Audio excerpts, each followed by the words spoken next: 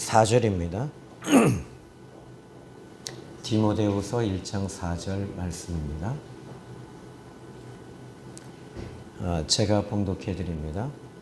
내 눈물을 생각하여 너 보기를 원함은 내 기쁨이 가득하게 하려 함이니. 아멘.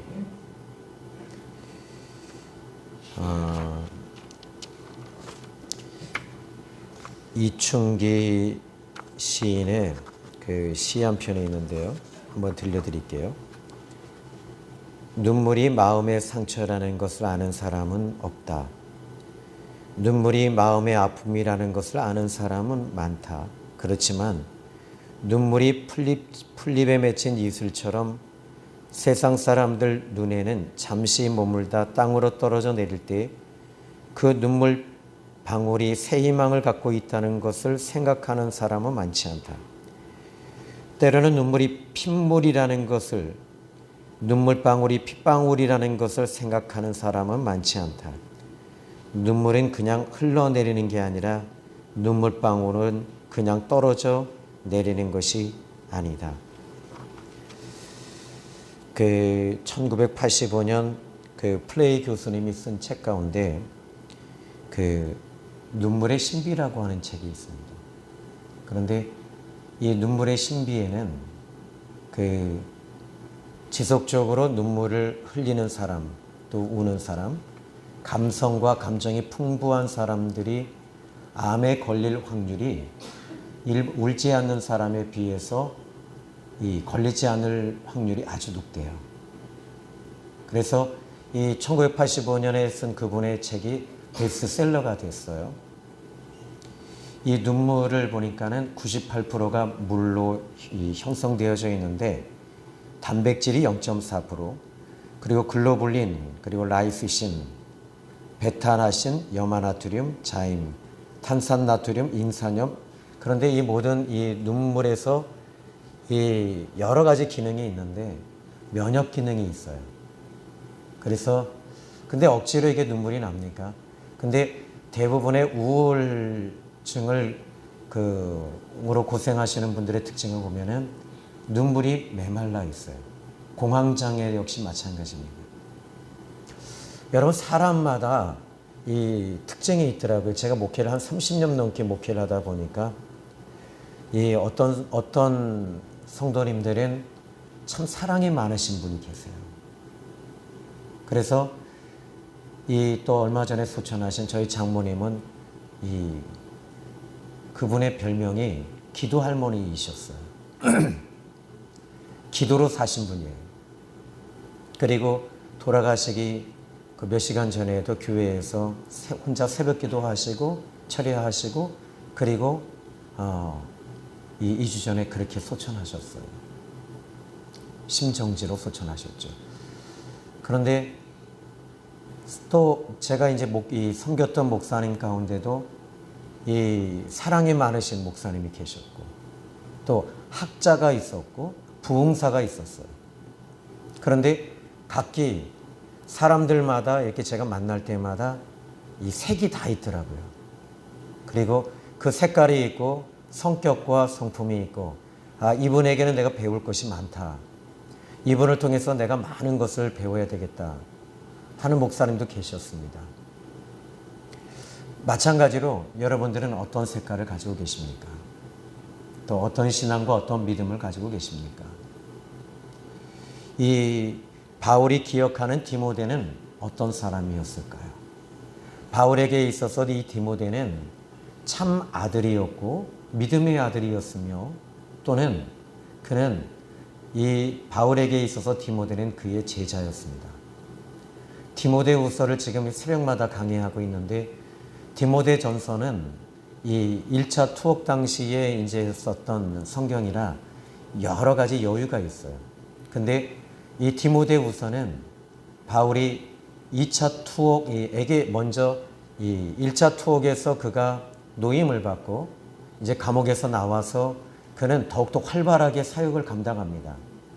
에게 지역과 에덴 지역, 그리고 그곳에서 이 복음을 전하고 교회를 세우는 일에 더 열심히 했어요. 더 열중했어요. 바울은 지금 1차 전도 이제 그 1차 투옥 당시에는 몰랐는데 이제 2차 투옥 되기 전에 그는 더 많은 일들을 했다는 거예요. 많은 학자들이 이 사도행전이나 그의 서신서를 보면 바울이 죽음을 직면하기 전에는 죽음을 어느 정도 감지하고 그 사역을 더 2배, 3배, 4배 자기 몸이 감당할 수 없을 만큼 이 그의 사역을 더 열심히 했다는 것을 이야기합니다. 그런데 이 바울이 이제 2차 투옥됐을 때 당시의 분위기는 이렇습니다.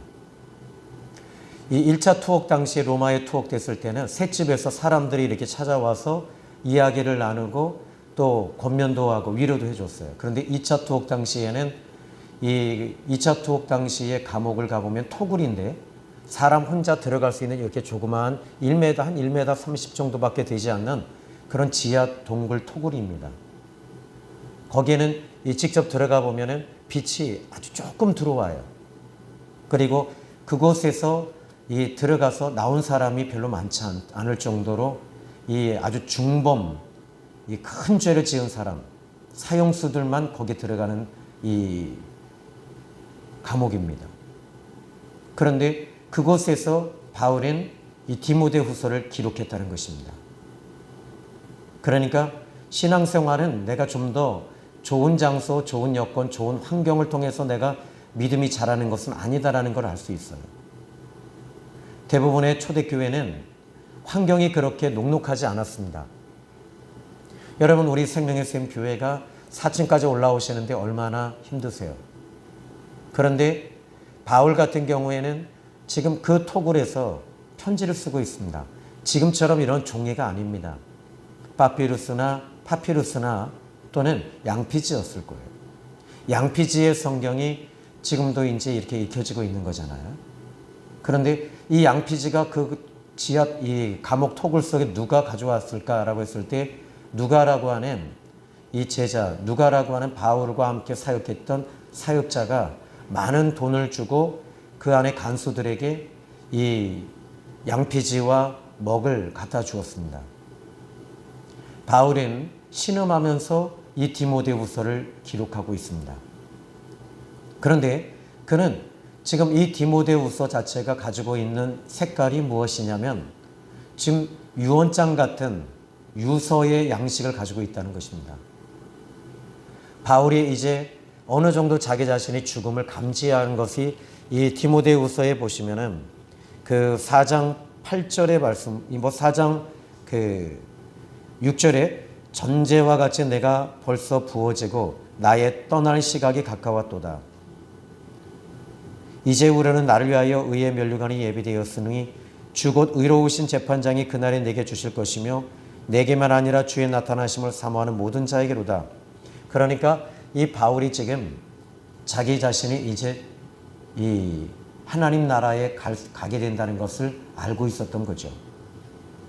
그리고 이 바울이 2차 투옥되었을 때에는 이 기독교 자체가 그렇게 로마에 많이 퍼지지 않았어요.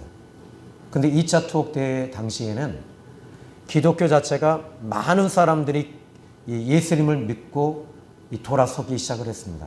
근데 이 바울이 1차 투옥 당시에는 바울을 주동자로 생각을 안 했어요. 그런데 2차 투옥 당시에는 바울을 주동자로 여기고 핵심 인물로 보고 지금 그를 처형할 수밖에 없었던 분위기였습니다. 그런 가운데서 바울은 자기 자신이 환경이 지금 너무 힘들잖아요. 그런 힘든 가운데서 나의 아픔과 나의 슬픔과 나의 힘든 것을 디모데에게 토로하고 하소연하는 것이 아니라 오히려 그 죽음을 앞둔 바울은 디모데를 걱정하면서 디모데를 위해서 이 목회 서신서, 이 서신서를 쓰면서 당시 에베소에 있는 목회하는 그 디모데를 걱정하기 시작을 했습니다. 이것이 무엇이냐면 영적인 여유죠. 아무리 환경이 어려워도 기도하는 사람, 예수님과 동행하는 사람, 그리스도 안에 있는 사람들은 영적인 여유가 있다는 것입니다. 자, 그러면 지금 이 바울이 생각하는 이 디모데는 어떤 사람이었느냐?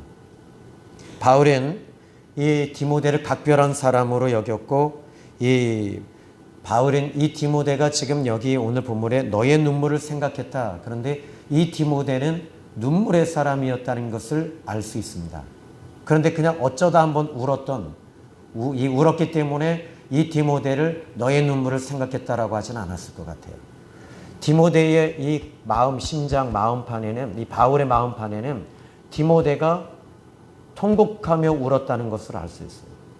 그러니까 이 디모데하고 바울은 자기 아들이라고 한다면은 어쩌다 한번 본 사람을 아들이라고 그러진 않아요.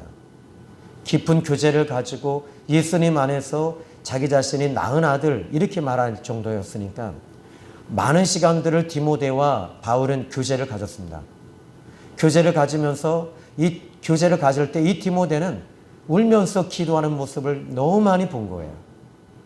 그때 이 바울은 이 디모데를 생각할 때마다 너는 눈물의 사람이다. 너는 눈물의 사람이다라고 바울이 그에게 애칭을 붙여준 거죠. 그러면 이 바울은 어떤 사람이었을까요? 여러분이 너무나도 잘 아시겠지만은 사도행전 8장 1절로 2절의 말씀을 보시면은 그가 참 잔인한 사람이라는 걸 알 수 있잖아요.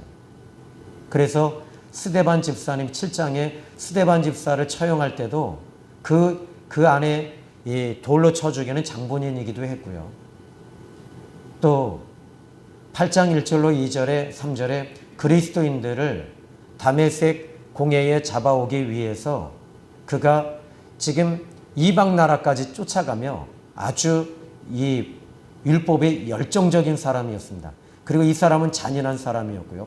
심지어 그를 이 많은 사람들은 이 머리는 곱슬머리이고, 여러분 우리 이런 거 있잖아요. 여자들 중에서도 여러분 죄송한데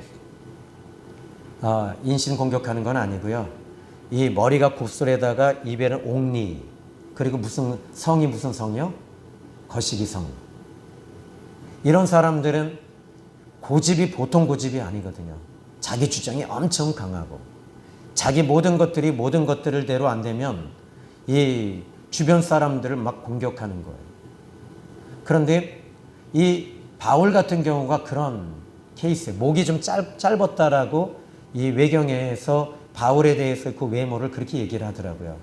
그리고 곱슬머리에다가 키도 작고 또 이 온몸이 통뼈로 되어 있고, 그리고 약간 이 곱추처럼 약간 휘어 있고, 그리고 눈은 좀 작아서 안구 건조증이 좀 있는 심한 그런 사람이었습니다. 이런 잔인한 사람이었다라고 보시면 돼요. 그런데 이 잔인한 사람이 다메섹에서 예수님을 만났습니다. 예수님을 만났을 때 그의 눈에서 비늘이 떨어졌어요. 그의 눈에서 비늘이 떨어지면서 그가 이제 밝히 보기 시작했고, 그리고 그 사람은 주님과 깊은 교제를 갖기 시작을 합니다. 갈라디아서 1장에도 보시면은 그가 내 속에 그리스도가 나타나게 하시기 위하여, 그러니까 그는 자기 속에 예수님이 자기 속에 나타나기 시작을 했던 거예요. 그리고 나서 그는 많은 사도들을 만나지 아니하고 사도들을 먼저 예루살렘에 있는 사도들을 만나지 아니하고 나는 아라비아로 들어갔노라. 아라비아가 어디냐면 광야입니다. 광야에서 주님과 깊은 교제를 가졌던 사람입니다. 광야는 어떤 곳이죠? 사람이 없는 곳입니다. 그리고 그곳에서는 모든 것이 끊어지고 외로운 곳입니다. 그러나 그 외로운 곳에서 주님과의 교제와 교통이 아주 깊이 친밀한 교통과 교류가 있었던 사람이 바울이었습니다. 그러면 우리 예수님은 이런 바울을 변화시켜 주셨습니다. 그리고 그리스도의 사람이 되었습니다. 바울을 향하여 저는 이 바울 같은 경우를 저는 변화되어진 이 바울을 보면서 팔복의 사람이 아닌가 이런 생각이 듭니다. 팔복 중에 첫 번째가 뭐지요? 심령이 가난한 자가 복이 있나니 천국이 저희 것이며, 이 바울은 늘 심령이 가난했던 사람이었습니다. 두 번째, 이 바울은 애통하는 자가 복이 있나니 저희가 위로를 받을 것이며, 바울은 애통의 사람이었습니다. 즉 눈물의 사람이었던 것입니다. 그런데 이 바울의 사역에서 보면은 사도행전 20장 19절 말씀을 보면 바울이 이렇게 회고합니다. 모든 겸손과 눈물이며 유대인의 관계로 말미암아 당한 시험을 참고 주를 섬겼습니다. 그래서 그는 이렇게 정말 힘들고 어려울 때 주님 앞에 나와 그는 더욱더 겸손을 배웠고 눈물로 하나님 앞에 아뢰며 기도하며 하나님 앞에 독대한 사람이 바울이었던 것입니다. 모든 눈물이라고 얘기를 해요. 그러니까 어느 정도 그가 울면서 하나님 앞에 가까이 갔는지를 알 수 있는 대목이 사도행전 20장 19절입니다. 디모데가 이렇게 눈물의 사람이 될 수 있었던 것은 바로 그의 스승이자 그의 영적인 아버지인 바울에게 눈물을 배웠던 것입니다. 바울의 말씀을 들을 때, 바울이 전하는 그 복음을 들을 때 바울은 울면서 말씀을 전하면 그 말씀을 눈물로 받아들였던 사람이 디모데였던 것이죠. 여러분, 오늘날의 메신저들 보십시오. 설교자들 보십시오. 인터넷에서 얼마나 많은 정보들을 끄집어내고 많은 설교들을 접한 후에 그리고 이 교회에서 그걸 뿜어내잖아요. 앵무새와 같이. 그런데 주님을 만난 사람, 여러분 이게 있더라고요. 무당들도요, 이 학습무가 있고 강신무가 있답니다. 학습무는 배워서 한 사람들, 그러나 강신무는 진짜 귀신 받아서 하는 사람들이 강신무예요. 목회도 마찬가지입니다.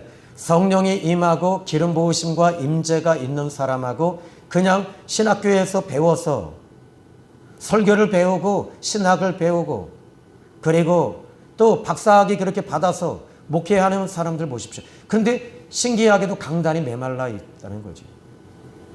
강단이 메말라 있으니까 성도들이 메말라 있어요. 바울은 눈물이 젖은 사람이었습니다. 주님과의 교제를 통해서 눈물을 배웠던 사람, 눈물로 살았던 사람이 바울이었습니다. 사도행전 20장 36절 말씀을 보시면 사도행전 20장 36절은 바울이 이제 그 바울의 사역에 있어서 2차 이제 바울이 20장 36절의 말씀을 보면 이렇게 말합니다. 이 말을 한 후 무릎을 꿇고 모든 사람과 함께 기도하니 다 크게 울며 바울의 목을 안고 입 맞추고 다시 그 얼굴을 보지 못하리라 한 말로 말미암아 더욱 크게 근심하며 배에까지 전송했다. 사도행전 20장 36절의 말씀을 유추해 보면 바울이 에베소에 있는 장로에게 말씀을 전할 때 이제 당신들은 나를 다시는 보지 못할 겁니다. 이제는 다시는 나는 당신들과 이제 말씀의 교제도 이제는 끊어질 겁니다. 나는 이 땅에서의 흔적이 다 사라질 것입니다. 내 육체적인 시간이 이제는 나는 멈출 것입니다. 이런 말이에요. 그러니까 이 이야기를 들은 에베소 장로들은 대성통곡하면서 바울 앞에 무릎을 꿇고 우는 거예요. 바울 사도님, 왜 그런 말 하십니까? 우리가 싫으십니까? 바울이 말합니다. 아닙니다. 나는 이제 내 사역이 이제 로마로 들어가게 되고 이 로마에서의 나는 거기서 순교할 것입니다. 그래서 못 보는 겁니다.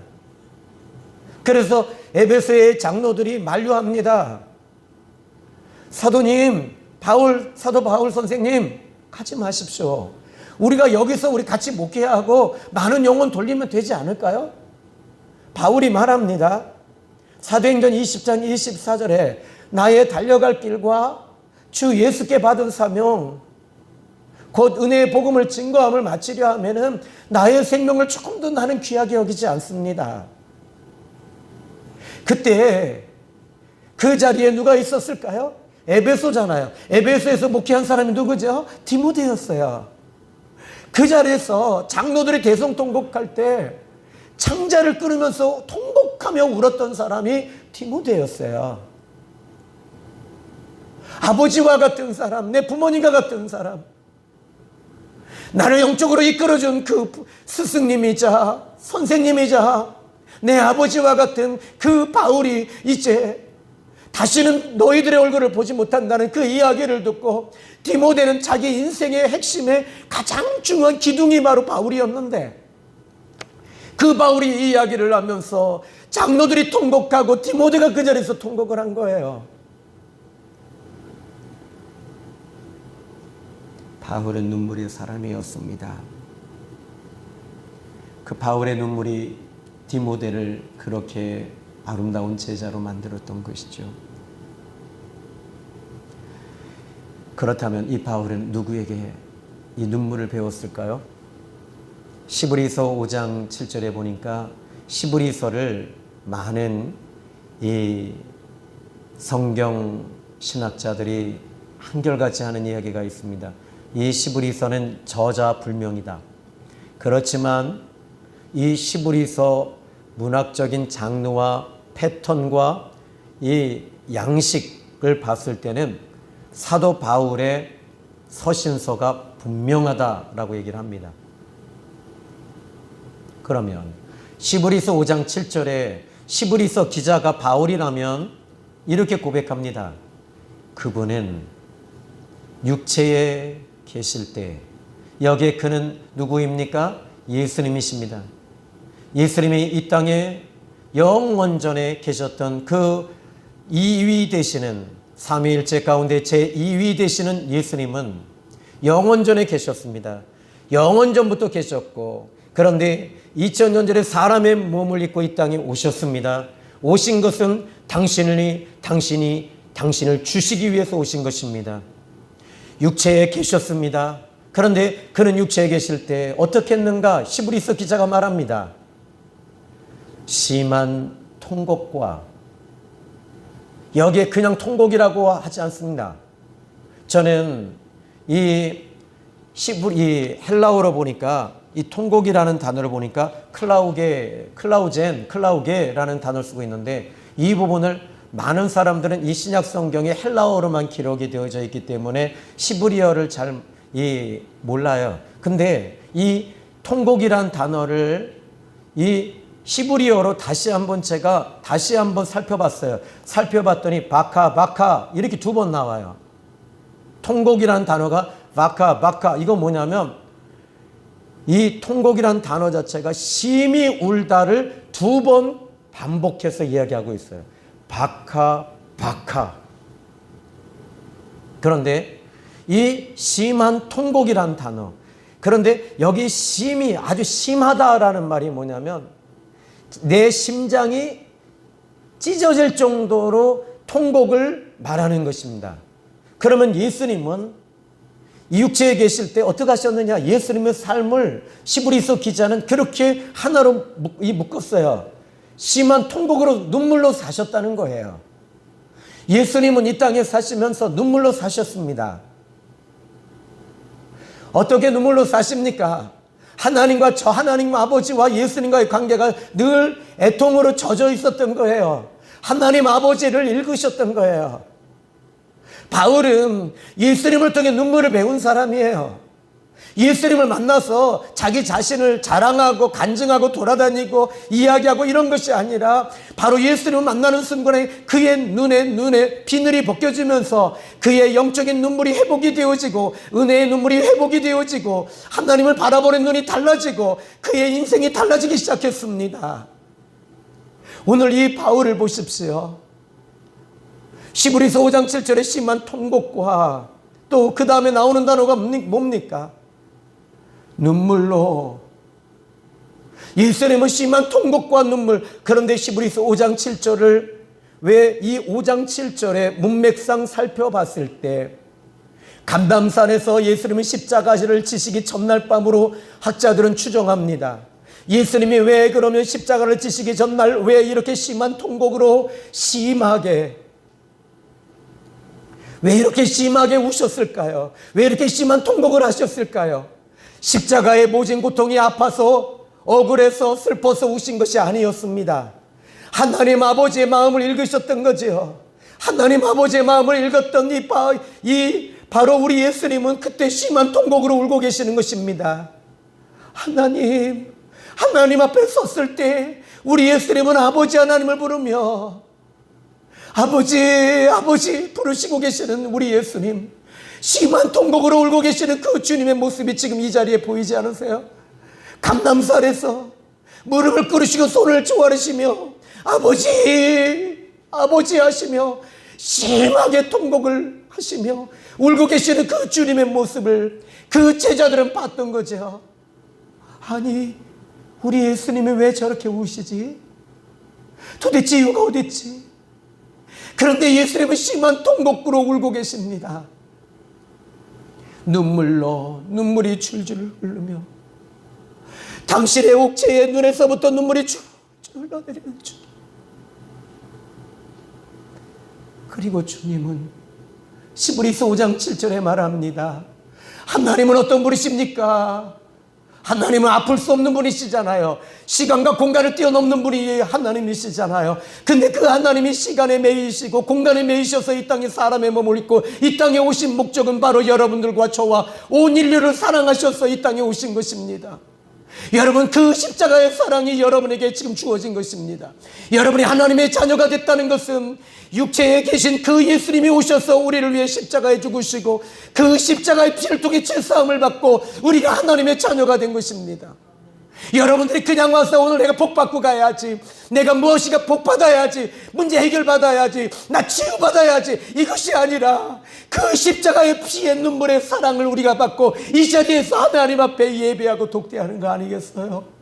저는 여러분들이 정말 예배가 회복됐으면 좋겠어요. 정말 우리 하나님 앞에 서는 예배가 됐으면 좋겠어요.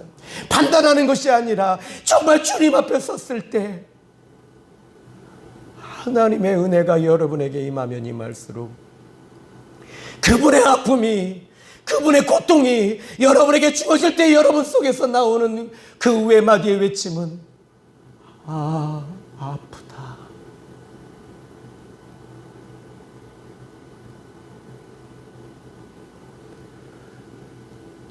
심한 통곡과 눈물로 간구와 소원을 올리셨고, 간구라고 말합니다. 간절히 기도하십니다. 그 십자가의 사건이 이루어지게 하기 위하여 간절히 기도하시고 그리고 기도하셨습니다. 그의 경외하심, 여기에 그 다음에 나오는 단어는 참으로 시브리서 5장 7절에 그의 경외하심, 이 예수님은 경외하셨답니다. 무엇을요? 하나님을 경외했답니다. 하나님의 뜻을 이루기 위해서 그렇게 눈물하시며 눈물로 우시며 통곡하시며 간구하시며 소원을 올리셨던 예수님. 바울은 그 예수님께 눈물을 배웠던 사람이었어요. 오늘 저는 여러분들이 이 시간 눈물의 성도가 되시기를 바라요. 하나님 앞에 나와서 그냥 억지로 우는 것이 아닙니다. 하나님의 은혜가 깊어지면 깊어질수록 그 은혜 가운데 눈물을 흘리며 하나님이요 이 하나님의 뜻을 이루며 내가 주님의 뜻을 따라가겠습니다. 아무든지 나를 따라오려거든 아무도 날마다 자기를 부인하고 자기 십자가 지고 나를 쫓을 것이다 라고 주님 말씀하셨어요.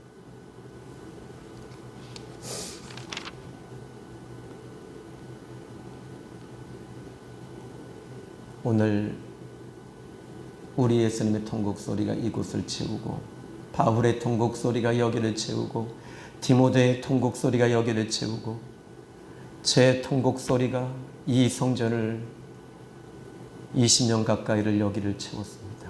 이제 여러분의 통곡소리도 이 전을 채웠습니다. 여러분, 우리의 자녀들이 그 자리에 앉아서 눈물을 먹고 마실 거예요. 그래서 우리 생명의 샘 교회는 희망이 있어요. 여기에는 눈물이 있는 곳입니다. 우리는 눈물을 배운 사람들입니다.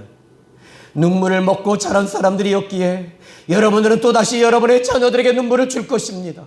제가 제 장모님을 잊지 못하는 것 중에 하나가 뭔지 아십니까? 그분은 눈물의 사람이었기 때문에 그래요. 저희 장인 목사님이 눈물의 사람이었고 저희 장모님이 눈물의 사람이었고 여러분들이 눈물의 사람이 되기를 바랍니다.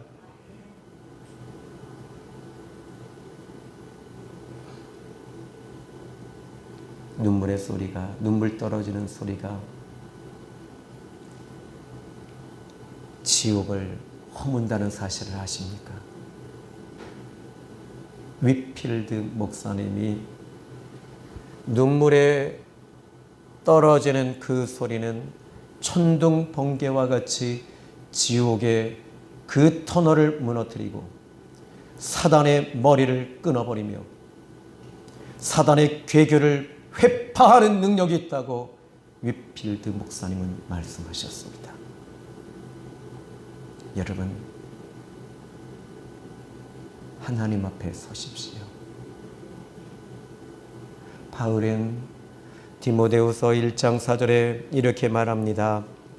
너의 눈물을 내가 생각해 보고 있다. 그래서 나는 너를 보고 싶어. 눈물의 사람 내 아들 디모데를 보고 싶어. 내게 그렇게 울며 에베소에서 울었던 디모데, 나는 너가 보고 싶어. 정말 네가 보고 싶어. 내 기쁨이 가득하게 하기 위해서요. 너를 다시 만나보고 싶단다. 나의 기쁨이 무엇인 줄 아느냐? 하나님을 통해 오는 그 기쁨이, 나는 너에게 그 기쁨을 주고 싶어. 이 기쁨은 내 인생과 내 운명과 내 생명과 내 육체의 모든 것이 끊어질지라도 예수 그리스도의 기쁨, 천국의 기쁨이, 하나님의 기쁨이 내 안에 있기 때문에 그 기쁨을 너에게 다시 한번 주고 싶단다. 여러분, 주님 안에서 이번 한 주간에 억지로 기도 안 되실 거예요. 하나님의 은혜가 여러분에게 임할 때 그때 비로소 기도를 배우시게 될 겁니다. 기도합니다. 하나님,